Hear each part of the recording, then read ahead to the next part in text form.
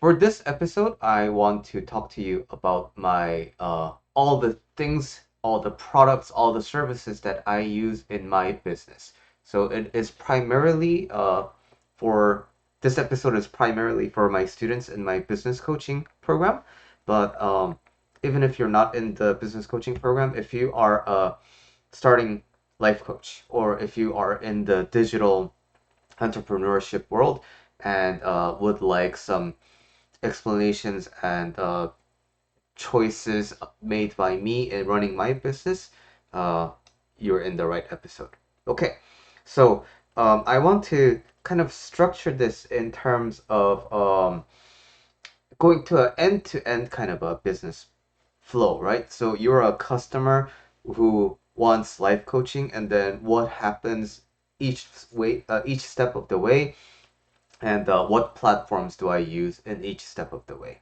So let's start.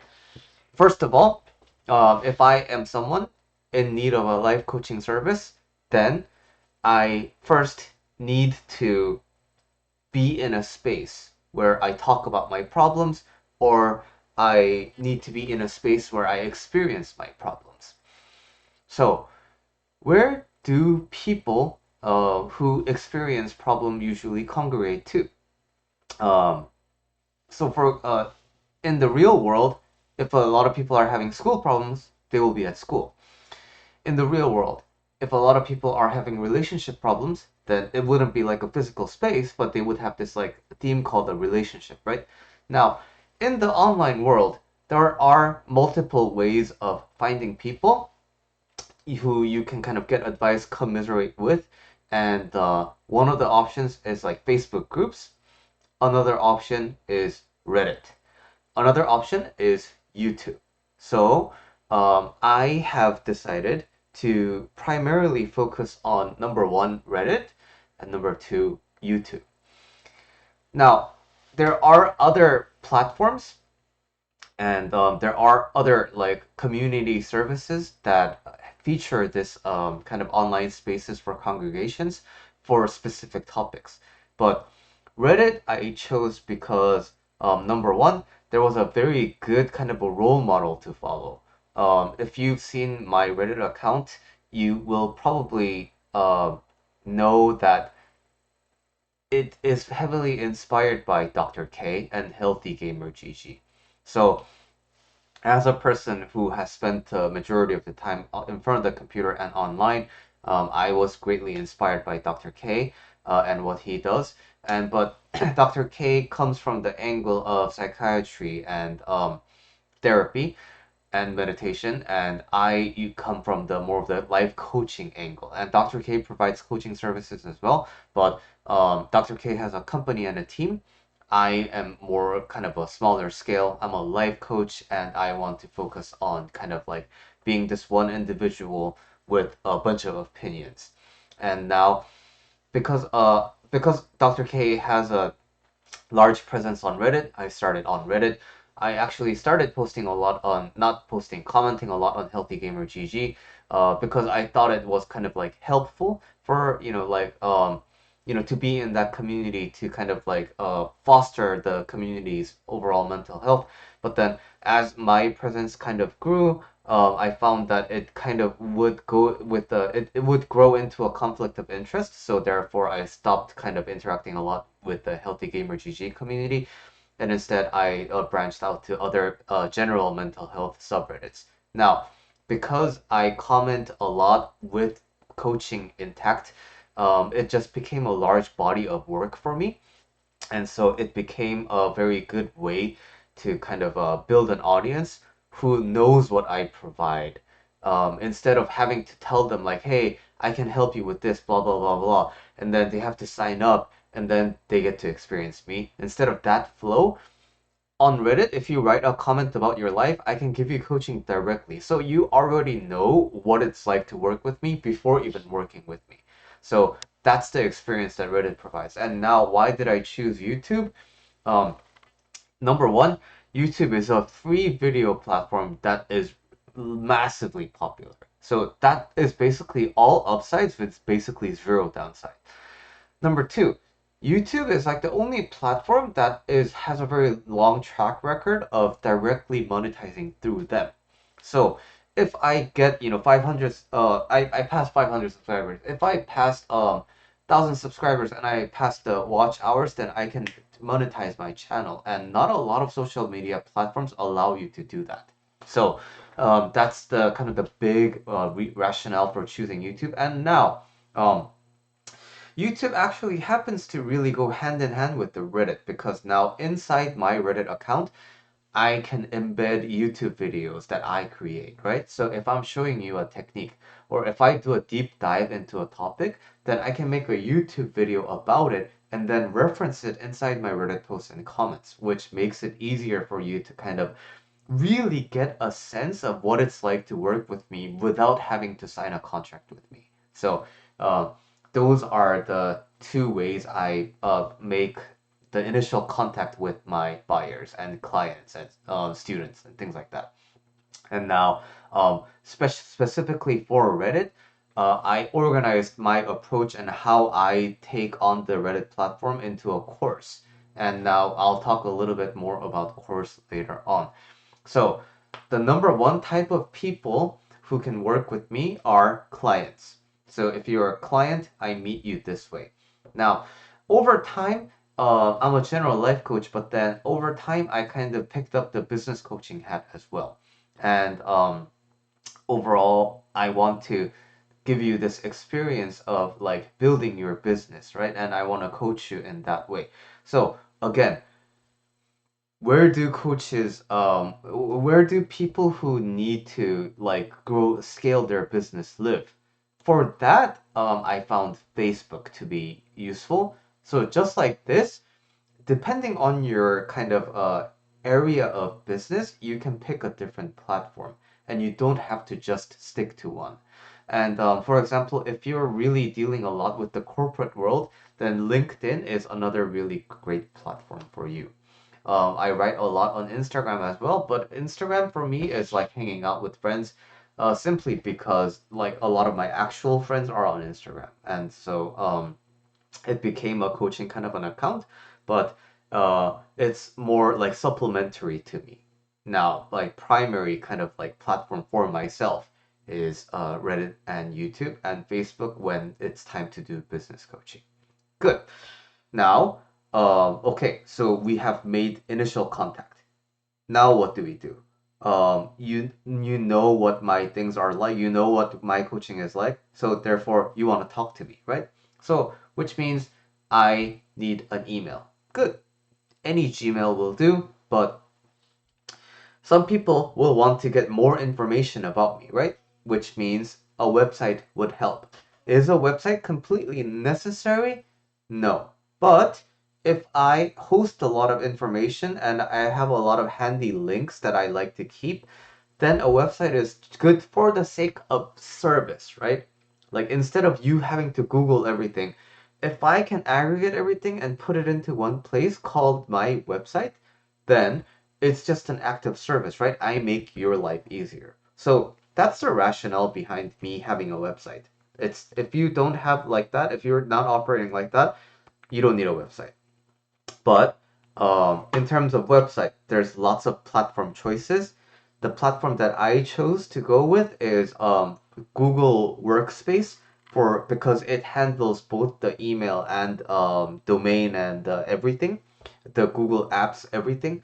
And simply because I've had a lot more experience with the Google Workspace, I chose that. But if you're a Microsoft person, does Apple provide something like that? If you're an Apple person, I guess you could do that as well. But Google is a popular choice. I My bill for my workspace is like $6 per month. It's very affordable. And now, for a website, I could use Squarespace, right? With Squarespace is like the most popular kind of website builder platform, and I could use Wix as well. Wix, I think, is free with monetization options. I chose to actually go with Google Sites because it's included in the Google Workspace. So why not use that? Um, Few downsides with the Google Sites is number one, you can't have like a blog. It's not supported. But with but with Squarespace, you can integrate WordPress into it. You can use WordPress plugins, or there's a lot of different ways to run it. But now, because of that, Squarespace comes with the higher price tag. And Squarespace has a lot of features that if you're just starting out, you're probably not going to use. So that's why I opted to use Google Sites, because all I really wanted was to host some information there. And for my blogging purposes, I can do it with my Reddit account. So if you go to my Reddit account, I used to write a lot of like blog posts on my profile. So I have that need satisfied, so I'm good with that. And now that I have my website and my email, I now can start scheduling sessions with you. But now, over time, demand for my time grows simply because I introduce myself to the world more. It's not because I'm this like amazing, like the best coach in the world. It's just that many people in different points of their time will find my services useful. But if I don't talk about myself and if I don't put myself out there, if I don't expose myself, those people who would benefit from my services because of their situation and time in their life, they have no way of knowing about me, simply because if I keep quiet, then how are you gonna know that I exist, right? So because I spend more time talking, because I spend more time marketing myself, demand grows. So there comes a point where I can't individually keep emailing people to schedule things, simply because it becomes like a logistical nightmare. What if someone needs to reschedule and then it's like, oh, well, it's like your dentist appointment, right? It just becomes a big hassle. So you need a scheduling solution. So, in terms of scheduling solution, I chose to go with the platform called Calendly. I chose Calendly because number one, it was simple, and number two, it was fairly affordable. What are your other options? Zoom offers scheduling now called Zoom scheduling. It wasn't available at the time. Another really popular one for coaches is called Acuity. I heard very good things about Acuity, especially about how it manages the sessions. So when a client signs with you, you can set the number of sessions and then it'll keep track of that so that you don't have to do it. But personally, keeping number of sessions isn't too much of a problem for me, so I have no problem using Calendly. If I'm not mistaken, um, Calendly should be, I think, one of the more affordable options, and I think Acuity is in the higher end of the pricing. And I also think Acuity is integrated with Squarespace. So if you're kind of like a cheap person like me, don't want to make a ton of investments, then I recommend my way. But if you're gonna go all in and be very like a professional corporate instead of like individual like me, then going for the Squarespace and then Acuity combination is a good choice for you. It's just not for me. I'm a humble dude doing one thing. So that takes care of scheduling. And now, you, as a coach, I can work with you for one session, I can work with you for multiple sessions, and I can take care of that. Good. Which means now I need a way for you to pay me, right? So it doesn't have to be too difficult.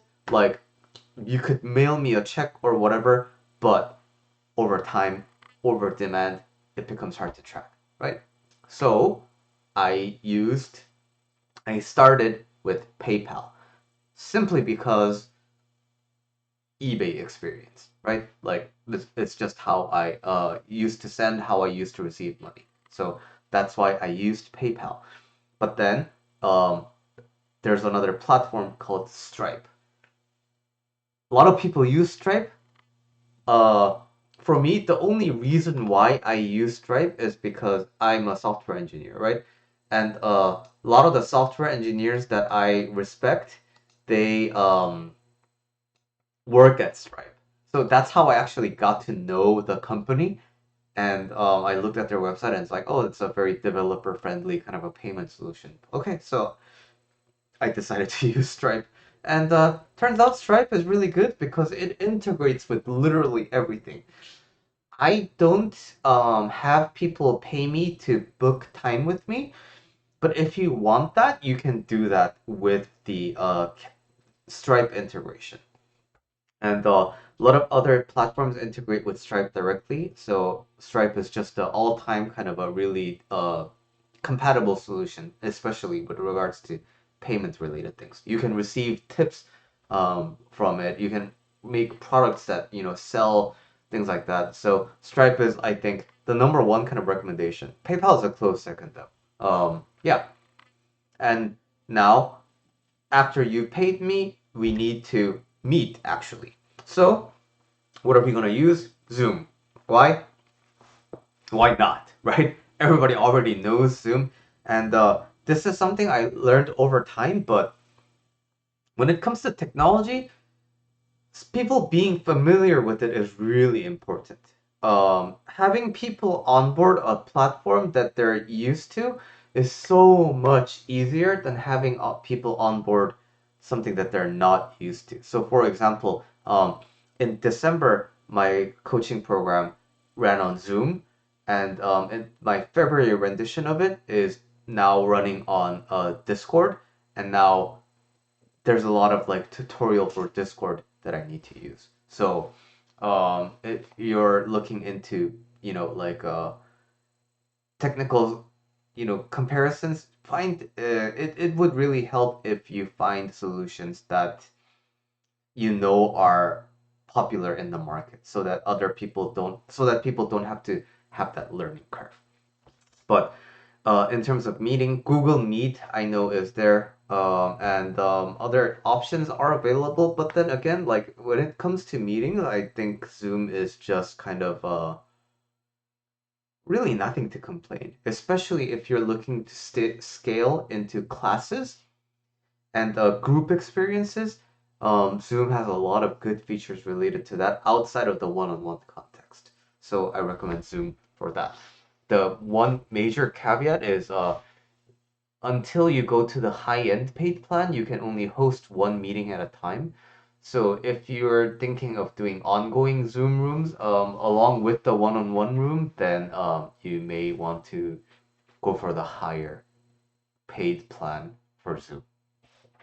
And now, in terms of community, now I got a bunch of people, and they're all working one-on-one with me, but it feels like, I feel like client group A and client group B would really mingle well with each other. Or within the same client group, there's people at different levels of their life. I mean, not in terms of hierarchy, but like different stages in life. So I feel like the kind of older, wiser kind of client could give advice to the younger ones in a way that I can't really replicate because they're more in their shoes together, right?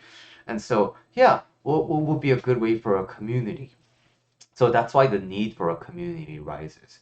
And community option number one is, of course, for me, Reddit. But now, for me, it felt a little difficult to find um, it felt a little difficult to manage and invite people into my community because there's a lot of moving parts, like mod mail, and like you have to set up like different like approval and like flares. And in terms of moderating a large like quality subreddit, there's a lot of work that goes into it. And now, what's my job? My job is to be a coach. My job is to coach people rather than look at Reddit like trying to figure out CSS and things like that, right? So if in the future, if I can get resources, then I think I would go for a subreddit again. But at this time, um, my community is largely like where they are right now, YouTube and Reddit, like in terms of my followers. And the another thing that I'm kind of experimenting with these days is again Discord, simply because number one, it's free, really nice, right? I have another platform called Thinkific, which we'll get to in a bit, but it's really difficult to again onboard people to a new platform just for the sake of talking with me. So And I could use Facebook, but not a big fan of the platform itself, so I don't use Facebook groups. I'm a member of certain Facebook groups, but I don't want to run a Facebook group. Discord, running a Discord, fairly simple, fairly easy. I like it. Okay, so now that we covered the one-on-one client plan, now I started wanting to teach people. So that means classes. So in order to teach people, I need to kind of like have a learning platform, right?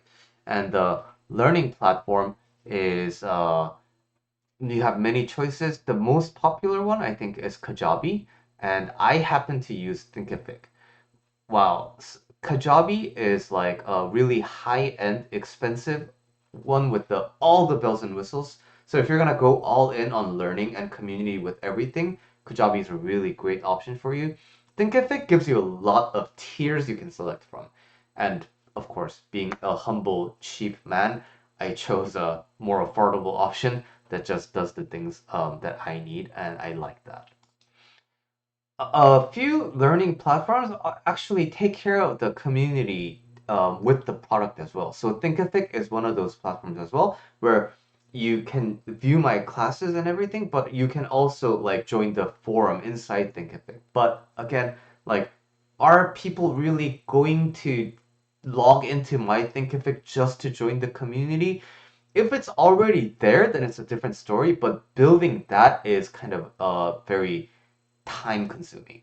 And so I didn't want to spend time on that. I would much rather like focus on making YouTube videos like this. I would much focus on like actually educating people. So that's why I chose to not worry about the community features of these.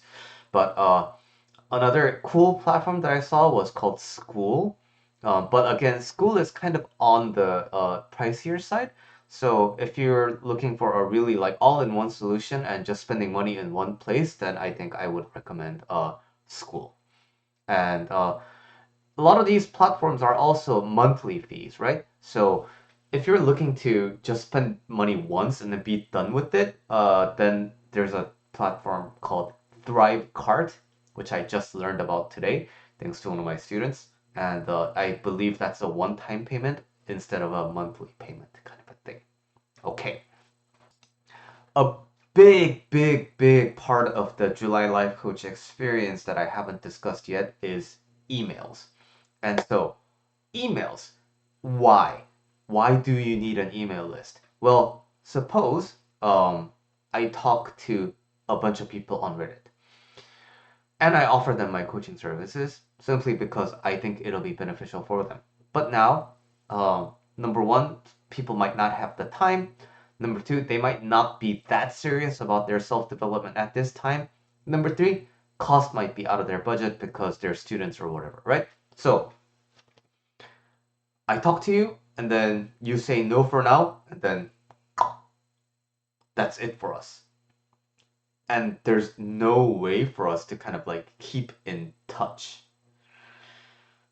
So, emails. If I had your email, and if I could keep in touch with you one sided, and if you wanted to stop listening to me, you could unsubscribe. If you want to continue listening to me, and then when I invite you to the next thing and you happen to be interested, then we can meet, right? So, emails is what keeps relationships going instead of making the relationship, oh, it didn't work, and then boom, goodbye, right? So, it's like very difficult to kind of, without an email list, it feels like you're making a sandcastle, but the waves keep washing you. So like you make monumental progress in some moments, but then it just keep washes away. Make so with an email list, you finally get the sense of something actually accruing, something actually amounting. And this is different from so how is it different from a Reddit follower? How is it different from an Instagram friend, right? What's different about it is emails are not algorithm driven, right? When I send you an email, you're gonna get it, regardless of like what the trending thing is, regardless of what other emails I'm competing with, right? So as long as it's not in the spam folder, I always have a way to get in touch with you.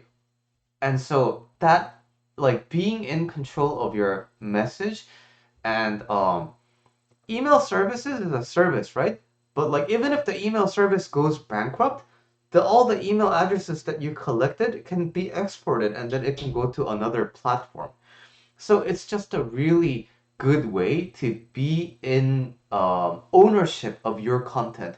What if all the Instagram servers blow up tomorrow and all my content is there? What if all my Reddit content is gone tomorrow, right? Email, there's no way the system of email just goes away, right? So that's what makes email such an attractive choice. But now, is it the only way to get things done? No, not at all. But email certainly helps. And speaking of emails, wouldn't it be nice if I talked about blogs before, right? Wouldn't it be nice if there was a blogging platform that also served as an email list? Well, you're in luck because there's a platform called Substack. And Substack is actually where I host my podcast along with YouTube. So my podcast is hosted on YouTube as a video, and then on as a transcripted kind of an episode on Substack. And Substack doesn't work for me, I think, and it publishes to the Apple podcast or whatever. I'm not a podcast guy. Like, I'm simply recording these podcasts because people ask me to do podcasts. I never listen to any podcasts, so I don't really know a lot about the world. But Substack is an online platform with a community in it. It's a writing focused platform, so it's a blog. But it's very aesthetically pleasing. It's very well designed for the pretty looking liking people, and it doubles as a email list, and it emails your posts to your subscribers along with like a analytics dashboard that you can do. Moreover, you can monetize on Substack. So if you write a lot like me and you're interested in kind of running this like kind of a Patreon thing where, hey, like if you enjoy my writing, you want to support my work, join my Patreon for like behind the scenes things like that. So the Substack allows you to write a post and then leave some parts of it behind the paywall so that you can support your writing work. And so if you're into that kind of stuff, Substack is a very, very attractive choice for you. Okay, so we covered everything from how clients get in touch with me and then how I foster relationships at long after the fact. And one very niche specific kind of a recommendation I want to make is a platform called Volley. So why do I talk about Volley? I joined Volley, I think early last year. No, early last year. No, that's not right. Early last year. Anyway, Volley is a asynchronous video platform. So it kind of gives you the benefit of a face-to-face kind of a conversation without the pressure of a synchronous communication. So it's not only like a one-on-one kind of a thing, one-on-one kind of a chat room with asynchronous video. It's also kind of like a video, like a course hosting platform as well. And so you can send like messages and videos in the form of like your content can be in a form of message bubbles. And nice thing about it is they all have auto transcribe, and moreover all the videos are defaulted to 1.5 speed. So like everybody in the digital age is kind of like living that speed, right? So it had a lot of nifty features that I liked, but the company went under last year. And then I kept on thinking, Volley was a really neat platform, and I think I have the suave to kind of make it something work, make something in Volley work for me now. And I really wish there was something like it, but for some reason I can't find anything like Volley. And then guess what? I got an email completely out of the blue that that a big company actually acquired Volley and they're gonna revive it. What are the chances of that? Um, that's so crazy to me. But anyway, Volley will come back. If you're interested in an asynchronous video platform, check out Volley in the later February of 2024. Okay, in terms of, I think the only last piece of things that I'm missing is what do I use for like this? What do I use for my YouTube? What do I use for my like promoting my things, my graphics? Now, a lot of people like to use Canva, and I don't know what other people use for their videos, but I'm a very old-fashioned Adobe guy. Um, I made my first website with Adobe Dreamweaver. That's how old, like OG Adobe I am. Um, I used Photoshop before it was like CS. I used Photoshop when it was a numbered version, and it was like $600 in like past money. So being a super old like Adobe guy, I always used Adobe like in one way or another. I used the Adobe Creative Suite. Is it expensive? Yeah, but it comes with like literally everything. It comes with Premiere, which is what I use to, when I actually want to do some video editing. I don't because I really don't like I want to get things to you as fast as possible. That's sort of my goal because my job isn't to make things look pretty. My job is to give you the information. So when I want to do video editing, I use like Adobe Premiere. When I want to do image editing, I go Photoshop. When I want to do like logo design, I go to Illustrator. When I want to do like book design, I go to InDesign and things like that. So Adobe has everything for me, which is really neat. On top of that, when you get an Adobe subscription, now there's a thing called Adobe. What's the name?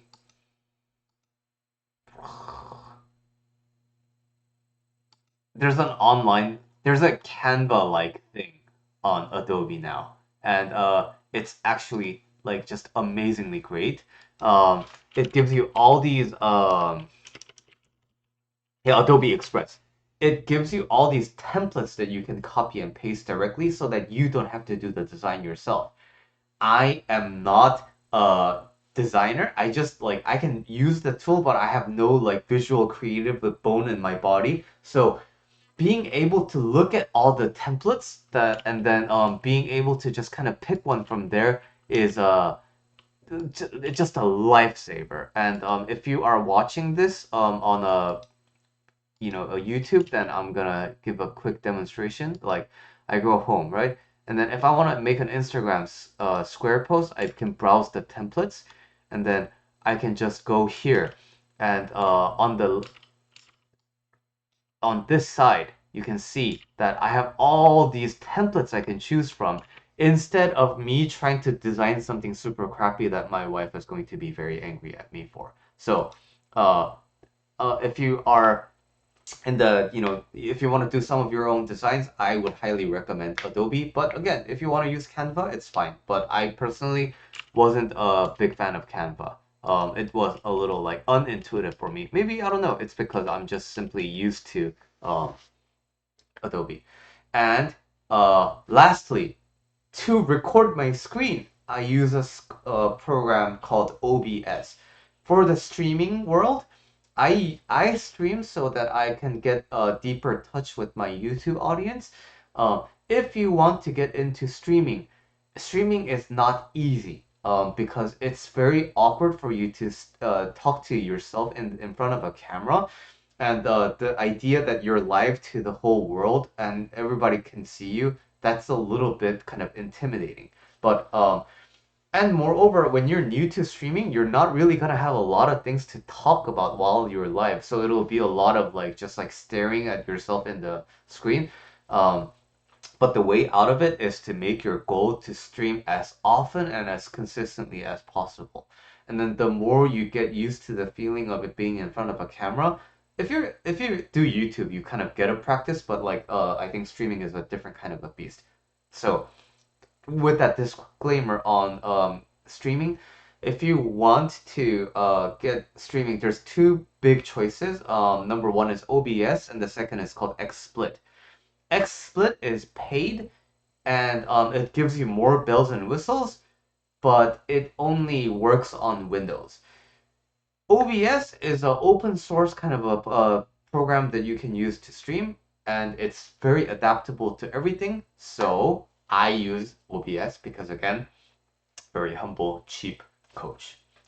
As a one person company, I use OBS. So far, it's been very good for me. I can record as I'm streaming. Hi, YouTube. Hi, Kaylee. Hi. These are all my YouTube viewers. I'm on as I'm recording this. So and it gives me all these like new, like I can switch between things, and I have like plugins. I can apply filters to my voice. I can apply filters to my camera if I want to. I don't know. Should I? I'm not going to. But anyway, OBS, good platform. If you want to record your screen, there's like other options like Loom and things like that, right? But why spend money if you can do it for free? There's the Asian in me, right? Okay, I think that more or less covers all of my technology choices. And if I miss any, I will write more about them in the comments and let you know. Okay. I hope this was informative to you. And if you are starting your business, I think this is a solid starting point in terms of your technology choices.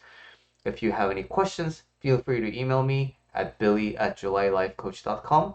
And if nothing else, I will see you in the next episode.